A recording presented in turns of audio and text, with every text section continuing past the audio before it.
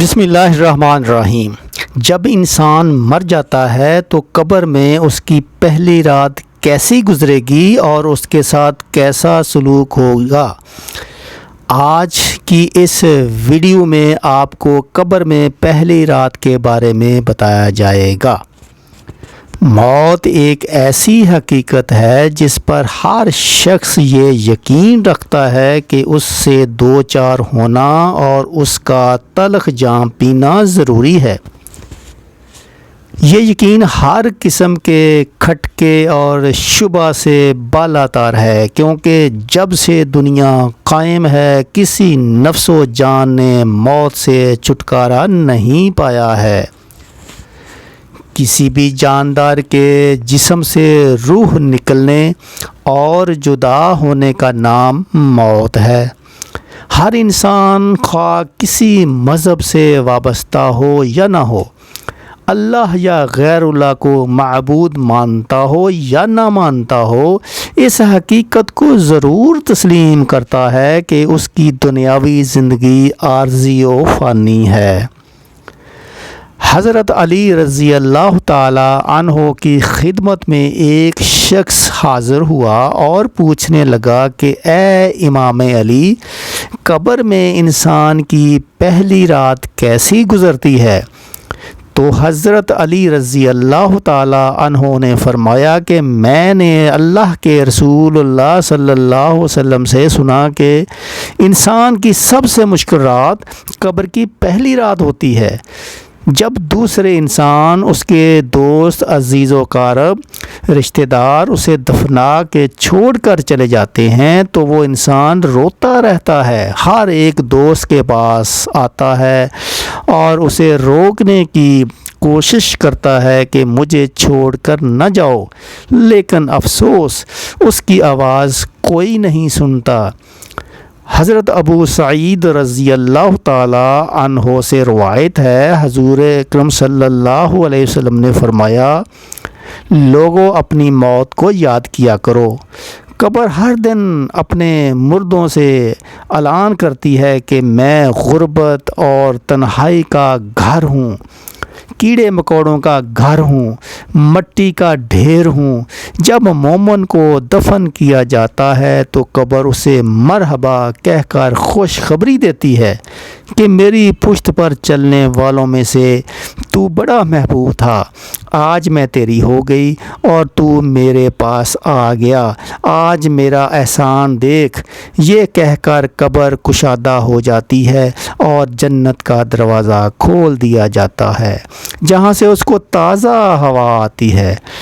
حضرت ابو ہریرہ رضی اللہ تعالی عنہ کا بیان ہے کہ حضور اکرم صلی اللہ علیہ وسلم ایک جنازے میں شریک تھے اور میں بھی آپ صلی اللہ علیہ وسلم کے ہمراہ تھا۔ آپ ایک قبر پر بیٹھ گئے اور فرمایا کہ یہ قبر ہر روز آواز بلند کہتی ہے کہ آدم کی اولاد، تو کیوں مجھے بھول گیا؟ کیا تجھے یہ معلوم نہیں کہ میں تنہائی کا گھر، غربت کا گھر، وحشت کا گھر اور کیڑے مکوڑوں کا گھر ہوں؟ مگر اللہ جس کے لیے کشادگی کا حکم فرمائے گا اس کے لیے کشادہ ہو جاؤں گی۔ اس کے بعد آپ صلی اللہ علیہ وسلم نے فرمایا، اے قبر، تو یا تو جنت کا چمن ہے یا تو پھر ایک آگ کا ایک تندور ہے۔ حضور اکرم صلی اللہ علیہ وسلم نے فرمایا کہ مردہ جب قبر میں رکھا جاتا ہے تو قبر اسے کہتی ہے، اے ابن آدم، تو ہلاک ہو، تجھے کس چیز نے مجھ سے دھوکے میں رکھا؟ کیا تجھے معلوم نہ تھا کہ میں کیڑے مکوڑوں کا گھر ہوں؟ تجھے کس چیز نے مجھ سے بہکا کر نڈر کر دیا اور تو میری پشت پر بہت اکڑ کر چلتا تھا؟ اگر وہ مردہ نیک ہوگا تو جواب دینے والے اسے جواب دیں گے کہ اے قبر، تو دیکھ، تو صحیح اس کے اعمال کیسے ہیں، یہ اچھائی اختیار کرتا تھا اور برائی سے دور رہتا تھا۔ یہ سن کر قبر کہتی ہے، بے شک یہ نیک تھا، اب میں اس کے لیے سرسبز ہو جاتی ہوں۔ مردے کا جسم اس وقت منور ہو جاتا ہے اور اس کی روح اللہ تعالیٰ کی طرف بھیج دی جاتی ہے۔ حضرت عبداللہ بن عبید رضی اللہ تعالیٰ عنہ سے روایت ہے کہ حضور اکرم صلی اللہ علیہ وسلم نے فرمایا کہ مردہ قبر میں لوگوں کے گھروں کی آواز بھی سنتا ہے جو اس کے ساتھ جنازے میں گئے ہوں۔ مردے سے اس کی قبر کہتی ہے کہ ابن آدم تیری ہلاکت ہو، تو نے میری تنگی، بدبو اور کیڑے مکوڑوں کا خوف نہیں کیا، اس لیے تو نے ان چیزوں سے بچنے کے لیے تیاری نہ کی۔ بدعمال مردے سے قبر کہتی ہے کہ تو نے میری تاریکی، میری وحشت، میری تنہائی اور تنگی، میرا غم تجھے یاد نہیں رہا۔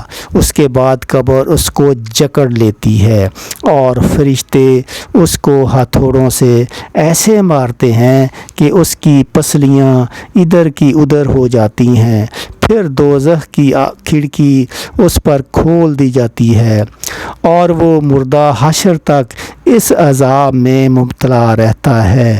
مرنے کے بعد ہر مردے کو صبح اور شام اس کا ٹھکانہ دکھایا جاتا ہے۔ فرشتے جنتی کو جنت دکھا کر خوشخبری دیتے ہیں اور دوزخی کو دوزخ دکھا کر اس کی حسرت اڑاتے ہیں۔ حضرت قتادہ رحمۃ اللہ علیہ فرماتے ہیں کہ عذاب قبر کے 3 حصے ہیں۔ 1/3 عذاب پیشاب سے نہ بچنے کے سبب، 1/3 غیبت کے سبب اور 1/3 چغل خوری کے سبب ہوتا ہے۔ حضرت ابن عمر رضی اللہ تعالی عنہ سے روایت ہے کہ رسول اللہ صلی اللہ علیہ وسلم نے ارشاد فرمایا، جب انسان کا انتقال ہو جاتا ہے تو اس پر صبح و شام اس کا ٹھکانہ پیش کیا جاتا ہے۔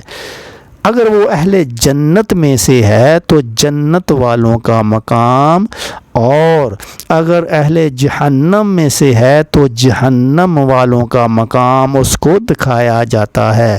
پھر کہا جاتا ہے کہ یہ تیرا ٹھکانہ ہے یہاں تک کہ اللہ تجھ کو قیامت کے دن اٹھائے گا۔ حضرت عائشہ رضی اللہ تعالی عنہ سے روایت ہے کہ ایک یہودی عورت ان کے پاس آئی اور اس نے عذاب قبر کا ذکر کرتے ہوئے حضرت عائشہ رضی اللہ تعالی عنہا کو دعا دی، اللہ تعالیٰ آپ کو عذاب قبر سے بچائے۔ حضرت عائشہ رضی اللہ تعالی عنہا نے رسول اللہ صلی اللہ علیہ وسلم سے اس بارے سوال کیا کہ کیا واقعی عذاب قبر ہوتا ہے؟ تو رسول اللہ صلی اللہ علیہ وسلم نے فرمایا، جی ہاں، عذاب قبر برحق ہے۔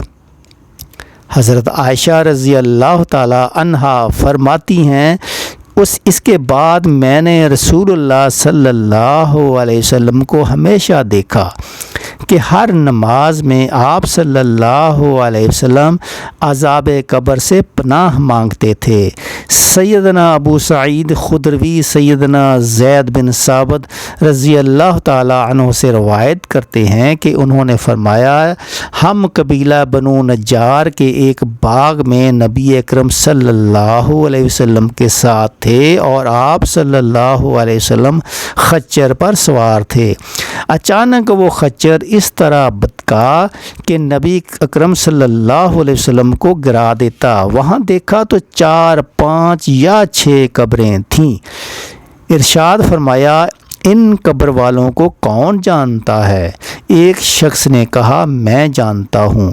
پوچھا، یہ کب فوت ہوئے؟ تو بتایا گیا کہ یہ شرک پر مرے ہیں۔ تو ارشاد فرمایا، یہ امت اپنی قبروں میں آزمائی جاتی ہے۔ اگر مجھے اس بات کا اندیشہ نہ ہو کہ تم مردے دفن کرنا چھوڑ دو گے تو میں اللہ تعالیٰ سے دعا کرتا کہ وہ تمہیں وہ عذاب قبر سنوا دے جو میں سنتا ہوں۔ سیدنا زید رضی اللہ تعالی عنہ نے کہا، پھر نبی کریم صلی اللہ علیہ وسلم ہماری طرف متوجہ ہوئے اور فرمایا، تم آگ کے عذاب سے اللہ کی پناہ مانگو۔ صحابہ کرام رضوان اللہ تعالی علیہ اجمعین نے کہا، ہم جہنم کے عذاب سے اللہ کی پناہ مانگتے ہیں۔ اللہ تعالیٰ سے دعا ہے کہ ہمیں آخرت کی تیاری کرنے کی توفیق عطا فرمائے اور حضور پاک صلی اللہ علیہ وسلم کے بتائے ہوئے راستے پر چلنے کی توفیق عطا فرمائے، آمین ثم آمین۔ اگر یہ ویڈیو آپ کو پسند آئی ہے تو چینل واقعات کو سبسکرائب کریں، لائک کریں اور دوستوں کے ساتھ شیئر بھی کریں۔ اللہ حافظ، السلام علیکم۔ اللہ تعالی ہمیں ہدایت دے، آمین ثم آمین۔